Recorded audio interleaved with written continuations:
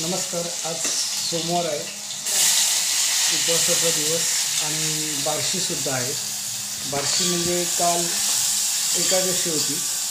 दुसऱ्या दिवशी महिला वर्गाचा उपवास सुटतो, त्याला बार्शी असं म्हणतात. हे तर बरेच जणांना माहीत असेल. तर बार्शीसाठी आज उपवास सोडवण्यासाठी गोड शिरा आणि तोच त्यांचा नाश्ता असेल. आणि डब्यासाठी किंवा इतरांना आम्हाला मुगाची भाजी बनवली जाते. सोबत भात तयार झालेला आहे. सकाळचे 6 वाजलेले आहे. 6:30पर्यंत आमचा नाश्ता तयार झालेला असेल. त्याच्यामध्ये चपाती भाजी आणि डब्यासाठी भात या प्रकारे आमचा नाश्ता चालू आहे. तर मुगाची भाजी बनवताना पहिला कांदा, टॅमॅटो, मिरची हे व्यवस्थित परतून घेतलेलं आहे. आता त्याच्यामध्ये मूग, मसाला, बटाटे ही टाकली जात आहेत.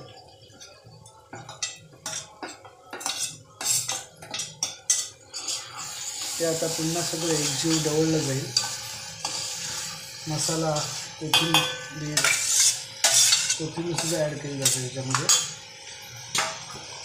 आणि मीठ, मसाला, हळद, हिंग हे सगळं व्यवस्थित एकजीव करून नंतर त्याच्यामध्ये थोडे पाणी टाकले जाईल.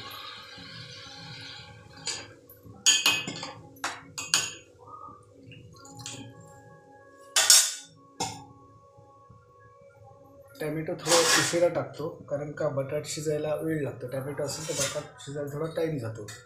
त्याच्यामुळे टॅमॅटो शिजायला अजून टाईम आहे. बटाट टाकायला शिजायला टाईम आहे आणि टॅमॅटो टाकायला उशीर. दिवाळीची सुट्टी संपलेली आहे आणि शाळा कॉलेजेस चालू झालेले आहेत. त्याच्यामुळे आमच्या मुलाला लवकरात लवकर कॉलेजला जायचं असल्याने तो काय भाजीची वाट पाहत नाही. तो चहा चपाती खाऊन जातो. त्याच्यामुळे त्याच्यासाठी 1-3 चपात्या पहिल्या करणार आहोत आणि त्याच्यानंतर भाजी झाल्यानंतर बाकीच्या चपात्या होतील.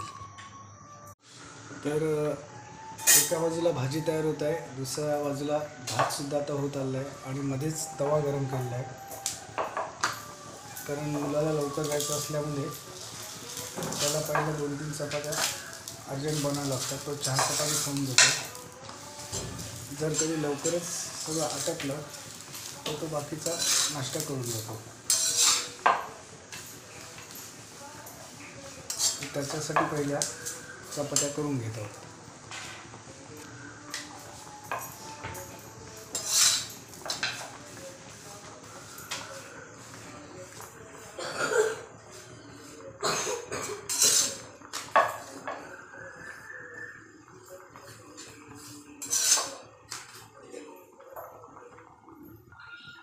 आपण पाहू शकता काही मिनिटातच चपाती तयार झाली आहे पूर्णपणे. आता दुसरी चपातीसुद्धा आणली आहे. थोडंसं त्याच्यावरती तेल टाकून तीसुद्धा 2 मिनिटांमध्ये तयार होईल.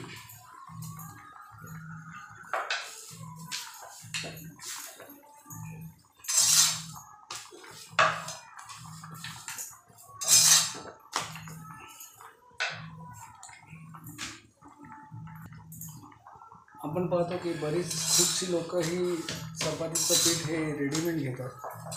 पण शक्यतो रेडीमेड पीठ घेऊ नये, कारण काही त्याच्यात मिक्सिंग असते.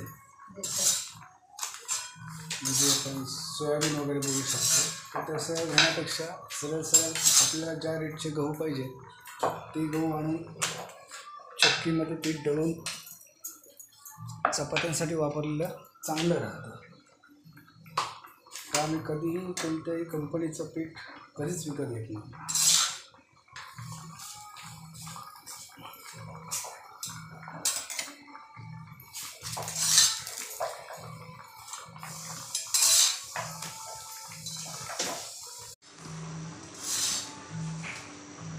आता आपली भाजीसुद्धा तयार होत आहे. बटाट शिजलेला आहे. भाजीमध्ये टॅमॅटो टाकलं जाईल आणि माझ्यापेक्षा अमिताच्या चपात्या खूप छान फुलतात. चपाती मस्त की फुललेली आहे. महिलांची शेवटी बनवण्याची पद्धत वेगळीच असते. तर मी ज्याप्रमाणे चपाती भाजतो त्याप्रमाणे ते एवढं फुलत नाही. आमचा मुलगासुद्धा आता नाश्ता करायला बसला आहे आणि तो आता कॉलेजसाठी निघून जाईल. त्याच्यानंतर मी कामासाठी निघून जाईल आणि नंतर मुलगी शाळेत निघून जाईल. तर या प्रकारे आता आठवड्याचं रुटीन चालू झालेलं आहे. आपली मुगाची भाजी तयार झालेली आहे. बटाटा वगैरे छान शिजलेला आहे. एका बाजूला भातसुद्धा वाफेवरती ठेवलेला आहे. आता याच्यामध्ये फक्त टाकायचं बाकी राहिलं आहे ते म्हणजे टॅमॅटो आणि नारळाचं खोबऱ्याचं किस. हे दोन टाकून झाले की एक नॉर्मल उकल दिला सदा ही भाजी पूर्णपणे तयार होईल.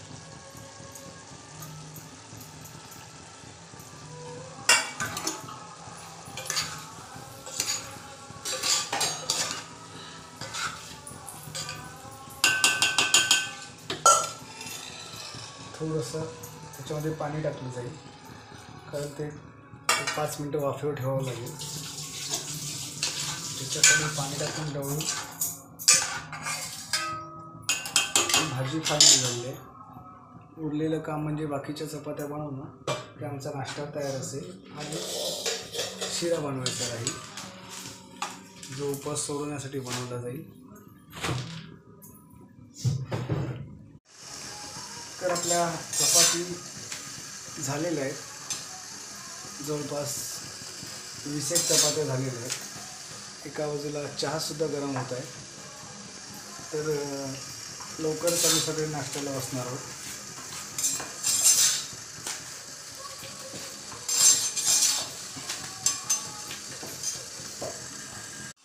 शेवटचा फायनल टच. शेवटच्या राहिलेल्या 2 चपात्या अमिता भाजू.